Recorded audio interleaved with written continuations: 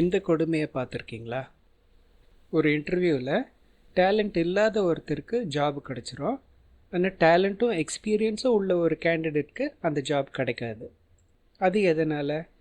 அது ஏன்னா அவங்க சப்ஜெக்ட் மேட்டரில் ஸ்ட்ராங்காக இல்லைன்னா கூட அவங்க இங்கிலீஷ் நல்லா பேசுகிறாங்க. இதை கொஞ்சம் கற்பனை பண்ணி பாருங்கள். நீங்கள் உங்கள் சப்ஜெக்டில் ஸ்ட்ராங்காக இருக்கீங்க, உங்களுக்கு நிறைய ஒர்க் எக்ஸ்பீரியன்ஸ் இருக்குது.